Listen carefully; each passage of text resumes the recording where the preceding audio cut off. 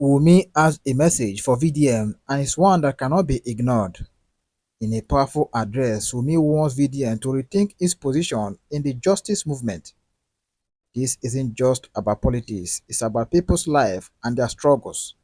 Step up, VDM, your action have consequences. The fight for justice isn't a game. It's a mission that requires genuine commitment and respect for those who suffer. WUNMi emphasizes that the movement is built on the backs of those who have fought tirelessly for change. We won't stand by while you play with our cause. This is serious. It's time to listen, not just to speak. The message is clear. Unity and authenticity are crucial. WUNMi calls for accountability and urges VDM to align with the true spirit of the movement. With VDM into this powerful warning, only time will tell, but WUNMi's word resonates deeply with those fighting for justice. Finally, this will be like a real interview, even though we are not seeing ourselves. So all I need her to do is, after I reply to this post, make she reply to me. I go reply again, make she reply to me. Wait till I won't hear. That truth when I define some information where I need to later come out. Because now they don't give me one information, so it's remaining small. Do you understand? So let's get right into it. So she said, Vincent, for nearly 2 years, I have endured your harassment, false narrative, and attempts to obstruct justice for my late husband, Mohbad. Despite my silence, you have continued to spread misinformation, even going as far as to question the paternity of our son, Liam.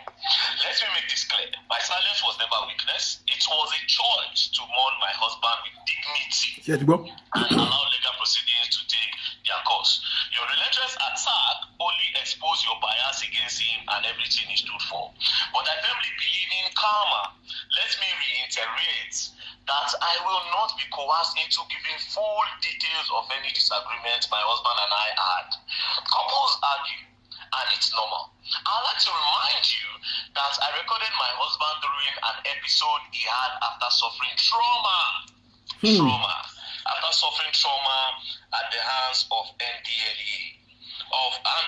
some NDLE officers. I played the recording back to him and he apologized. We then moved forward, got married, and had a child. Your attempt to bully me and my son are futile. Vincent, you are the last person I'll ever seek help from. Okay, that's nice. Alright, so trauma. You said they have a fine. Alright, cool. So now let's go back. Now, WUNMi, it's now time to play everything that happened. If you remember, when you have recently came out to explain what happened to Mohbad. You recently came out to explain, how he went for the show, he fought, he got a cut in his hand, he went back home, they called the nurse gave him an injection, you took him to the hospital. Basically, you have finally said it. Now, I have a question for you. This is everything you posted the day this boy died. This is not everything where it comes out that day. I have everything on my phone. I save them for the day like this, But I will ask you why. Now, you said, nothing makes him happy no more. Even after seeing his baby, he became more worried. He's now a family man. He doesn't want anything to happen to us. I was supposed to collect my baby's passport yesterday so we could process our traveling. He always said to me, WUNMi, please go for my baby's sake. I wouldn't want these people to harm you. And him, it will break me. You just go. Let me face them myself. Ileri Oluwa, rest in peace. You really need that peace. Again, you said, this nigga struggled to buy too many pains, threatening. He has always lived with fear, continuous fight everywhere he goes to. He has never been happy for a whole day. He was called a junkie, a mad person, mental issues, so the public would have another view about him. He is by at least you all won. Take your trophy. You all made me a widow at 24. Can you imagine? Ìdájọ́ rẹ̀ dà. This is a picture of you and him. He said, our love story was a different one. We fought really hard to be here. I don't wish this type of pain on anyone. Again, you said, we have so many plans. Two responsibilities have now become one. You were my ride or buy. I tried my best to make you stay. Lady Oluwa, I repeat, I don't wish this type of pain on anyone. This is a picture you posted that same day. Liam doesn't deserve this. What do I tell him? He would only grow to know his father through the internet and his picture. Iwo Olorun,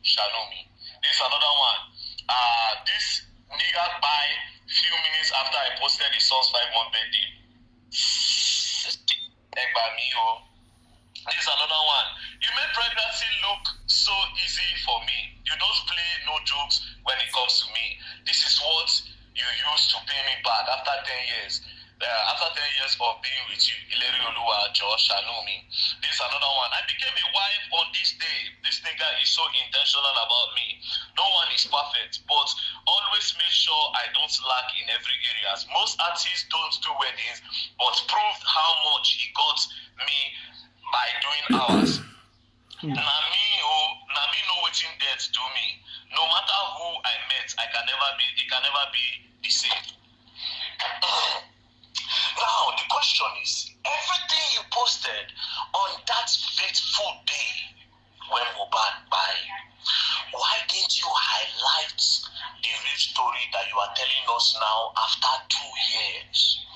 There was never a part where you took 1 minute to share that, on my Susu day, we went out together. He had a fight with Susu person. When we got home, we called the nurse. The nurse took an injection.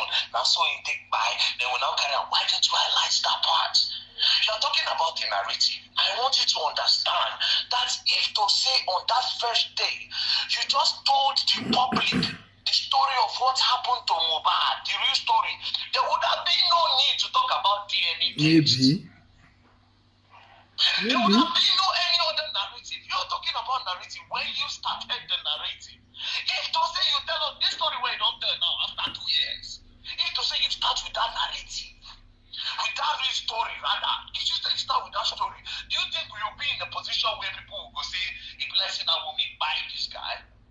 Now let me ask you a question. Since you claim to be too innocent, imagine say as the public did that time where everybody did vex for Naira Marley and Sam Larry and Sinoliski and others. Imagine say they go their house, they burn them down, they buy them. So after 2 years, you will come tell us saying that nurse buy them when you clearly push the narrative that made it look as if now them actually buy them, because with what you posted, it look as if some bad boys gather. They go shoot Mohbad back. It look as if some bad boys gather. They took a knife. It look as if that guy buy because the bad boys beat him till he buy. That is everything you posted on that day. You did not highlight one part that says that this guy, he went to a show, he fought, they took an injection, maybe the injection was too much, this and that and this and that, and no! After 2 years, you are coming out to talk and you are falling innocent. Now let's go back to all the message that you posted on that day. All the message that you posted, all those things you posted on your story, you were talking about yourself. You look like somebody that wanted to remove herself from the whole thing. You didn't want anybody to suspect you. That is why you are posting things like, my husband value me. Nothing makes him happy more than even seeing his baby. He became worried. If you go to the next one, you see where she said, this is dead. Go to another one.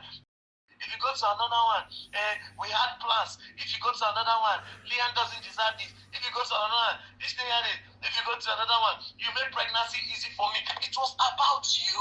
It looks like you want to take yourself out of it so that nobody will suspect you, nobody will involve you. And by doing that, you were now pushing a narrative away from the story.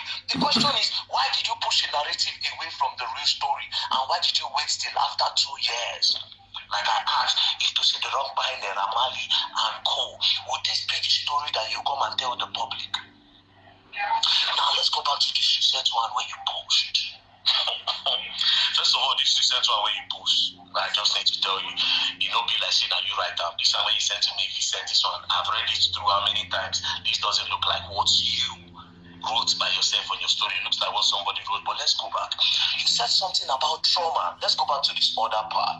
This other part, you said that, let me reiterate, that I will not be coerced into giving full details of any disagreement my husband and I had. Couples argue. Fine. And it's normal. I would like to remind you that I recorded my husband during the episode we had after suffering trauma at the hands of NDLA officers. I played the recording back to him and he apologized. We then moved forward, got married and had a child. So basically, you are saying that recording when Mohbad talks, if he buy, make them hold you responsible. or maybe hold your family responsible. Say when a family won't buy them. When you talk say you F with, you say now because of saying they go through trauma, now when you talk that in and they apologize to you. Guess what, my sister? If this is the reason why you say they should not fault you, the same thing happened to Naira Marley. Just the way he came out to say that if he buy, make the whole Naira Marley responsible. Naira Marley also has his own video where he apologized to Naira Marley. Although we did not see your own apology. Does that mean that he did not apologize to you? Now you are talking about trauma before you got married. Does that mean that Mohbad was actually going through some mental pressure? From who? Was it as a result of NDLA or from some other things? Because from here now you are establishing that the guy had some problems he was going through mentally. Who did that? And if he apologized to you and he apologized to Naira Marley, so who can be the main problem? I don't know. Who? Same way he talk say you too, say they buy am, say na you. He still talk say make say na Naira Marley. Now you say couples argue and they settle. Friends also argue and they settle.